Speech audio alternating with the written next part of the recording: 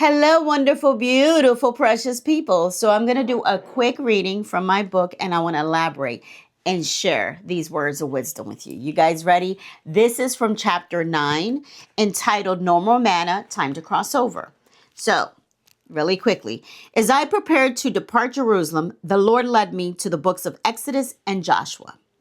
I was aware of the internal changes within me, the developmental desert moments, and the brokenness that occurred to rebuild the new that had emerged over the past 2 years. Not one, not 6 months, 2 years. There was no way God was going to allow me to go back to the United States in the same condition I was in prior to arriving in Jerusalem. A drastic transformation had taken place. Spiritual maturity permeated within me, which included a new mindset. And through these 2 grueling years of development, it had marked me for a new beginning in all areas of my life. Now, I want to elaborate a little bit on this, okay? When God does a work in you, when you've been through experiences, hard knocks, lessons of life, why would you go back to something that no longer benefits you? Why would you go back to the same mentality? Why would you go back to that same relationship that has been toxic?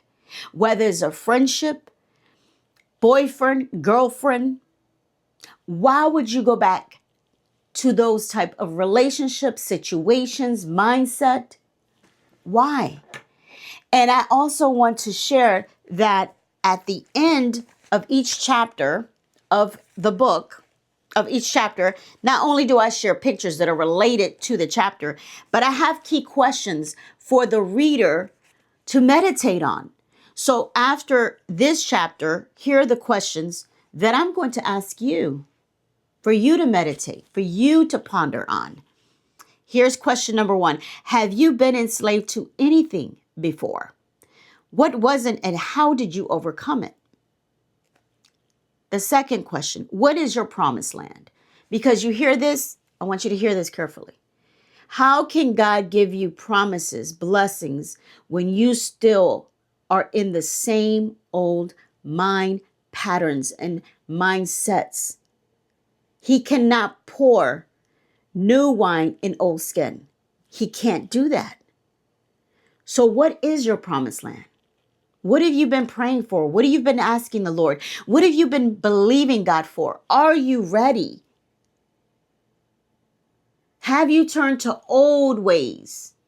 Because that's not going to work in the new season, in the new promised land. The next question, what obstacles are you facing that have hindered you from obtaining what the Lord promised you? What is it that has caused you to be stuck? That has caused you to return to vomit? Because that's what the Bible says. Don't be like, don't be like the dog who goes back to its vomit. You know how nasty and disgusting that is? Why would you go back to a toxic relationship or allow the enemy to bring your past that caused you hurt, pain, suffering?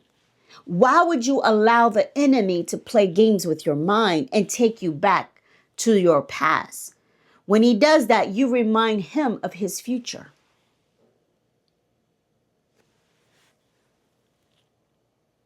It's time to cross over to the new.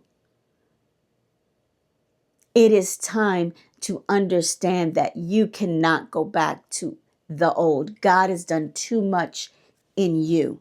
He has matured you tremendously. He has allowed you to grow leaps and bounds. Why would you go back to the old? It's time to move forward. And it's time for you to answer those questions yourself. Self-reflection. God bless you guys.